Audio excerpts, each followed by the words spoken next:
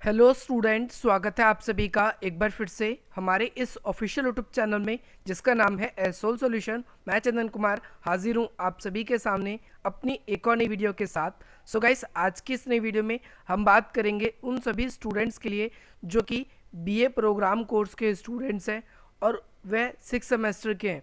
उनके पास में एजुकेशन का सब्जेक्ट है स्किल एनहेंसमेंट के कोर्स में। तो आज की नई वीडियो उन सभी स्टूडेंट्स के लिए मोस्ट इंपॉर्टेंट है। सब्जेक्ट का नेम है एजुकेशन मीडिया इन एजुकेशन। तो आज की इस नई वीडियो में हम एक और इम्पॉर्टेंट टॉपिक के बारे में बात करने वाले हैं जो कि जनसंचार है। ये क्वेश्चन भी आप सभी के एग्जाम के लिए बहुत इंपॉर्टेंट है। और आज की वीडियो एसओएल, एनसीवैप या दिल्ली यूनिवर्सिटी के किसी भी रेगुलर कॉलेज के जो स्टूडेंट्स हैं जिनके पास में 6 सेमेस्टर में आपके एजुकेशन का सब्जेक्ट है एजुकेशन मीडिया इन एजुकेशन का, तो आज की नई वीडियो उन सभी के लिए इम्पॉर्टेंट है।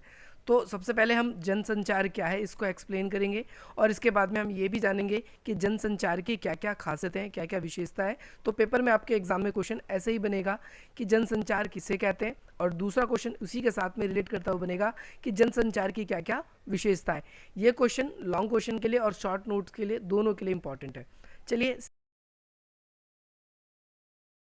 स्टूडेंट्स, सामान्यतः अगर हम देखें तो जनसंचार है क्या, पहले तो आप इसको समझिए। तो जनसंचार जो है वो सामान्य रूप से लोगों के समूह संचार या फिर मैं ये भी कह सकता हूँ सामूहिक संचार को ही हम जनसंचार कहते हैं। देखिए, सामूहिक संचार और सामान्य संचार में अंतर होता है। सामान्य संचार दो या दो से अधिक लोगों के बीच में प्रत्यक्ष रूप से डायरेक्टली जो बातें होती हैं, एक ही माध्यम से जो बातें होती हैं वो संचार कहलाती है। और जनसंचार में क्या होता है कि अलग अलग स्थानों से किसी एक माध्यम से जब सभी लोग किसी एक सूचना का अनुभव कर रहे होते हैं, किसी एक जगह से सूचना का, ज्ञान का, विचारों का जब प्रदान किया जा रहा है, कोई भी व्यक्ति अपने हाव भाव को आपके सामने प्रकट कर रहा है, लेकिन आप सभी किसी न किसी माध्यम से अलग अलग स्थानों पे रहने के बाद भी उससे जुड़ जाते हैं, या फिर किसी व्यक्ति के द्वारा कही गई बातें, लिखा गया नोट जब अलग अलग स्थानों पे लोगों को मिलता है तो वो जनसंचार का एक उदाहरण होता है। इसे हम सामूहिक संचार के रूप में भी देख सकते हैं, चाहे वह अलग अलग स्थान पे रह रहे लोगों द्वारा की गई जूम की एक मीटिंग हो या फिर इस यूट्यूब की वीडियो के थ्रू आप जो ये पढ़ रहे हैं, अलग अलग स्थानों पे अलग अलग लोग जो इस वीडियो को देख रहे हैं, तो ये भी एक जनसंचार का एक साधन है। क्योंकि जनसमूह या भीड़ दोनों ही एक ही प्रकार के संचार होते हैं। अगर हम बात करें सामूहिक संचार में ही आता है, एक जनसमूह और भीड़ दोनों ही इसी के अंदर आते हैं, लेकिन दोनों में थोड़े से डिफरेंस होते हैं। आप सभी को ध्यान रखना है, सामूहिक संचार और जनसंचार में कुछ भेद है। सबसे पहली बात, संचार वह प्रक्रिया होती है जिसमें दो या दो से अधिक लोग उपस्थित होते हैं, लेकिन उनके बीच में प्रत्यक्ष रूप से बातचीत होती है, प्रत्यक्ष रूप से ज्ञान, विचार, एक दूसरे के एक्सप्रेशन से इसका ही आदान प्रदान होता है। इसे हम कहें तो सामान्य रूप से हम इसको कह सकते हैं समूह संचार है। किंतु अगर किसी यंत्र के माध्यम से या फिर किसी दूसरे माध्यम से भी, वो यंत्र ना होकर वो किसी एक समाचार पत्र के थ्रू भी हो सकता है, तो यंत्र भी आते हैं इसमें, समाचार पत्र भी आते हैं, पत्र पत्रिकाएं भी आती है, उसकी जगह पर मिश्रित जनसमूह का मतलब क्या होता है, मिक्स्ड, जो अलग अलग स्थानों पर रहते हैं और एक ही चीज़ से जुड़कर जब उनके बीच में विचारों का आदान प्रदान होता है तो वो जनसमूह संचार या जनसंचार कहलाता है। हम ये कह सकते हैं जनसंचार ज़्यादातर जो है टेक्नोलॉजी के बिहाफ पे ही किया जाता है, और यह एक ऐसा उपकरण है जिसके ज़रिए बहुत बड़े जनसमूह को संदेश भेजने का कार्य किया जाता है। मुद्रण का मतलब आप सभी को पता चल गया होगा, प्रिंट के आविष्कार से ही जनसंचार में काफ़ी ज़्यादा तेजी आ गई थी। कैसे तेजी आ गई, और आप देखेंगे 20वीं शताब्दी के जो अंतिम दशक है उसमें कई सारी घटनाएं घटी। उसमें सबसे पहले उपग्रहों को लॉन्च किया गया, कंप्यूटर नेटवर्किंग, इंटरनेट, ये सारी चीज़ें जो हैं वो बहुत ज़्यादा बढ़ने लगी, और इससे सूचना के क्षेत्र में अगर हम देखें तो एक क्रांतिकारी युग का इसने कार्य किया। तो हम इस ब्याह पे कह सकते हैं कि 20वीं शताब्दी के बाद में जनसंचार अपने एक अलग ही अहम भूमिका के रूप में हमारे सामने विद्यमान है। इसके अलावा जनसंचार को विभिन्न विद्वानों ने अपने अपने ढंग से परिभाषित करने का प्रयास किया है। जनसंचार का सामान्य सा अर्थ बोलें तो किसी भी एक उद्देश्य के लिए विकसित संचार के माध्यमों का उपयोग करके हम क्या करते हैं, विकसित संचार के माध्यमों का उपयोग करके एक जो संचार करने वाला व्यक्ति है, कोई भी व्यक्ति है, ए पर्सन है, वो अपनी बातों को क्या करता है, एक ही समय में अलग अलग लोगों को अलग अलग वे से या ज़रिए से लोगों के साथ जुड़ते हैं, और उनके बीच में जो संचार होता है वो जनसंचार कहलाता है। इसमें दो शब्द याद रखना है, एक तो आपके सामने प्रापको आएगा शब्द, प्रापको का मतलब है संचार ग्रहण करने वाले। जैसे मैं यहाँ से कुछ बता रहा हूँ और आप सभी भी इस संचार को ग्रहण कर रहे हैं, तो ये आप प्रापको कहलाएंगे। तो आप ध्यान रखना है, प्रापको जो है वो सूचनाओं को, विचारों को उन तक ही पहुंचाया जाता है, प्रापकों तक। तो जनसंचार आप सभी को पता है, इंग्लिश में इसे कम्युनिकेशन कहते हैं, है ना, जनसंचार, जिसे इंग्लिश में हम मास कम्युनिकेशन कहते हैं। और इसके अंदर हम देखते हैं कि अनेक वर्ग, अनेक जाति, अनेक समुदाय, अनेक विचारधारा या अलग अलग लिंग, अलग अलग दृष्टिकोण के जो लोग होते हैं, इसके ज़रिए एक दूसरे से अपने विचारों को, अपने हाव भाव को एक दूसरे से शेयर करते हैं। इसके अंतर्गत मुद्रण का माध्यम संचार के अंदर महत्वपूर्ण भूमिका निभाता है। परंतु मुद्रण, इलेक्ट्रॉनिक, देखो कई सारे हैं। एक तो मुद्रण है, मुद्रण मतलब प्रिंट माध्यम है। प्रिंट माध्यम में आपके समाचार पत्र, पत्रिकाएं, पुस्तकें, पोस्टर, है ना, पैम्पलेट या फिर आपका लिफलेट, ये सारी चीज़ें आ जाती है। अगला है श्रव या फिर दर्शन माध्यम। जैसे श्रव में जैसे आप देख सकते हो रेडियो है, ऑडियो कॉल है, फिल्म है या फिर टेलीविज़न है, वीडियो कैसेट है, ऑडियो कैसेट है। तो ये सारी की सारी चीज़ इसके अंदर श्रव या दर्शन के अंदर आते हैं। तो ये भी मास कम्युनिकेशन का एक जरिया होता है। नव इलेक्ट्रॉनिक का माध्यम, जिसमें बहुत सारे उपग्रह, कंप्यूटर प्रणाली या इंटरनेट के माध्यम से आज हम एक दूसरे से जुड़ गए हैं। और आज के समय में सोशल नेटवर्किंग जो है वो भी क्या है, मास मीडिया का एक बहुत ही बेहतर उदाहरण हमारे सामने प्रस्तुत है, जिसके ज़रिए हम फेसबुक, ट्विटर, इंस्टाग्राम या फिर अलग जो व्हाट्सएप वगैरह, जो अलग अलग हमारे पास में ऐसे सोशल नेटवर्किंग की साइट्स हैं जिसके थ्रू हम अपने विचारों को एक दूसरे से आदान प्रदान कर सकते हैं। तो ये था जनसंचार क्या है।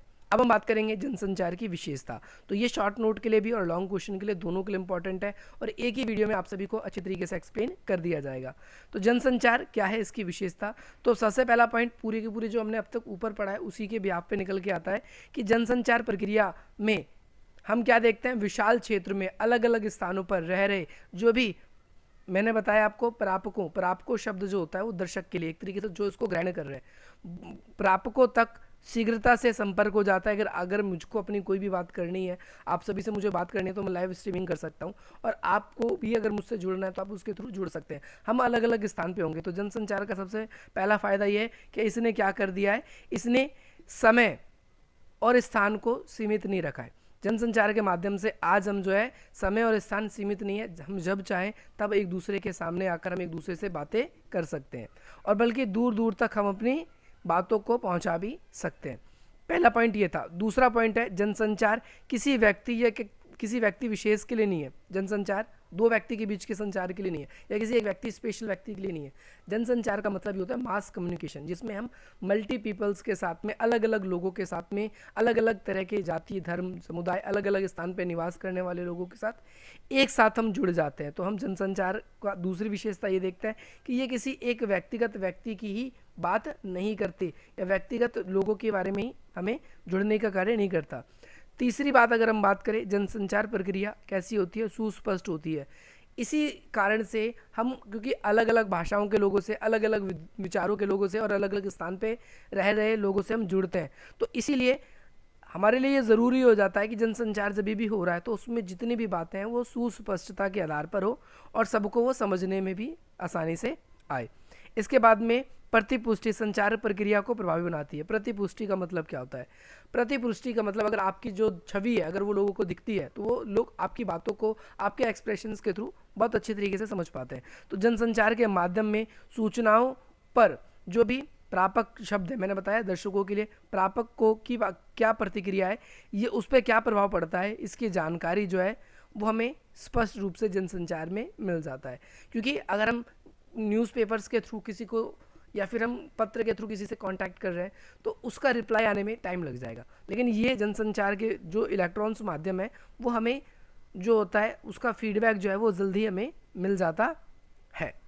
अगली पॉइंट के बारे में बात करें तो जनसंचार के बारे में, तो ये क्या करता है जनसंचार, देश में सूचनाओं, ध्यान से समझना है आपको, सूचनाओं या मिश्रित जनसमूह जो है उनको कोई निश्चित लक्ष्य के आधार पे ही भेजा जाता है। जैसे मोदी जी हमारे सामने कुछ दिन में आ जाते हैं और वो अपने कोई ना कोई नई नीतियों का, कोई ना कोई नई घोषणाओं को कर देते हैं, चाहे नोटबंदी करने की बात हो जाए, चाहे जीएसटी लागू करने की बात हो जाए, चाहे वो नए नए कानून बनाने की बात हो जाए, चाहे नए कानून हटाने की बात हो जाए, तो उसके अंदर अगर हम देखें तो जन समूह को कोई ना कोई जब भी मास कम्युनिकेशन करते हैं, हम कई लोगों के साथ एक साथ जुड़ते हैं, तो उसका कोई ना कोई एक रीज़न होता है। अगर आप अपने कई मित्रों के साथ एक साथ कॉन्फ्रेंस कॉलिंग कर रहे हो, तो उसका एक लक्ष्य होता है कि हम एक दूसरे से प्रेम भाव की बातें करेंगे, या हम एक दूसरे से बड़े दिन हो गए नहीं मिले, तो कोई ना कोई निश्चित लक्ष्य होता है। परंतु जन समूह की स्थिति और रुचि नहीं इस बात पे निर्भर करती है कि आपके जो भी पर्टिकुलर टॉपिक को लेकर आप संचार करने की कोशिश कर रहे हो, तो वो उसकी अन्य लोगों में रुचि है भी या नहीं, वो आपके साथ जुड़ेंगे या नहीं जुड़ेंगे। ऐसा कोई कंपल्सन नहीं है, ऐसा कोई ज़रूरी नहीं कि वो आपके साथ जुड़ेंगे, बट यहाँ पर लोगों की रुचियों पर निर्भर करता है। ठीक है, वो खुद ही उसका चुनाव करते हैं, उसकी विवेचना करते हैं। इसी कारण जनसंचार एक महत्वपूर्ण विषय भी है, और उसमें व्यक्ति को उस संदेश का चयन करने का आसानी से अवसर मिलता है कि उसको क्या सुनना है, क्या नहीं सुनना, ये उसी के अंदर अनुकूलित होता है। अगली बात करें, जनसंचार ने विकास और भौगोलिक समय सीमाओं को तोड़ दिया है। भौगोलिक समय सीमाओं को तोड़ दिया है, इस कारण से आज ग्लोबल विलेज बन गया है। अपने वर्ल्ड वाइड वेब WW का नाम सुना होगा, जगत जोड़ता जाल। आज इंटरनेट के आने से सूचना में इतनी ज़्यादा क्रांति आ चुकी है कि आज किसी स्थान पे हम रह रहे लोग, हम क्या कर सकते हैं, दूसरे स्थान पे रह रहे लोगों से भी आसानी से संपर्क साध सकते हैं, जो कि हमसे काफ़ी किलोमीटर दूर है, तो अभी भी हम एक दूसरे से जुड़ सकते हैं। तो इस वाले पॉइंट में आप सभी को ये चीज़ एक्सप्लेन करनी थी। इस वाले पॉइंट के अंदर लास्ट वाला पॉइंट है, जनसंचार क्या करता है, एक तरीके से द्वारपाल का भी कार्य करता है, क्योंकि ज़्यादातर जो मीडिया के सोर्स हैं वो जनसंचार से रिलेट करते हुए हैं। चाहे हम न्यूज़पेपर्स को देखें, चाहे हम समाचार पत्र पत्रिकाओं को देखें, इन सभी चीज़ों को भी देखें, तो ये एक द्वारपाल का कार्य करता है। द्वारपाल क्या करता है कि कोई भी सूचना होती है वो फट से आप तक पहुंचा देता है। द्वारपाल, बाहर ऐसी घटना घट गई, ये हो गया, वो हो गया, फलाना हो गया, तो ऐसे ही द्वारपाल का कार्य करता है। और जैसे ही कोई भी गतिविधि घटना घटती है, तो उस पर सभी घटनाओं पर निगरानी रखता है, और उस घटनाओं को अच्छी तरीके से विस्तृत रूप से आप सभी के सामने वर्णन कर दिया जाता है। सो नाउ यहाँ पर इस टॉपिक के अंदर हमने ये देखा, अब ये भी एक इम्पॉर्टेंट टॉपिक है, लेकिन वो हम अगली वीडियो में बात करेंगे। जनसंपर्क या जनसंचार के क्या क्या संगठक होते हैं, इसको हम बिल्कुल अच्छे से एक्सप्लेन करेंगे। ये भी एक इंपॉर्टेंट क्वेश्चन है, और होपफुली आज की इस नई वीडियो से आप सभी को ज़रूर वैल्यू मिली होगी। अगर आप लोग हमारे साथ कनेक्ट होना चाहते हैं, तो आप इन नंबर्स के थ्रू हमसे कनेक्ट हो सकते हैं, और अपनी कोई भी क्वेरी, आपका कोई भी डाउट है, तो हम तक आप अपने डाउट्स को शेयर कर सकते हैं। इसके अलावा डिस्क्रिप्शन बॉक्स में हमने आर्ट्स पॉइंट क्लासेस का भी लिंक दे रखा है, जिस पे आप मुझे सब्सक्राइब कर सकते हो। वहाँ पर भी वो हमारा अल्टरनेटिव यूट्यूब चैनल है, क्योंकि वहाँ पर से हमें कोई सूचना देनी होती है, कोई भी चीज़ें होती है, तो वहाँ से भी आप लोगों के लिए वो चीज़ें की जाती है। तो होपफुली आप सभी को उस वीडियो से बहुत वैल्यू मिलेगी, और इसी प्रकार के इंटरेस्टिंग वीडियोज़ पाने के लिए आप हमारी वीडियो को लाइक करेंगे, अधिक से अधिक मित्रों तक शेयर करेंगे, और हमारे इस चैनल को सब्सक्राइब करेंगे, ताकि जैसे ही नई नई नोटिफिकेशन आप सभी के लिए आए, उसका नोटिफिकेशन आप सभी को फटाफट मिल जाए। मिलते हैं हम आपसे अपनी अगली वीडियो में। जय हिंद, जय भारत।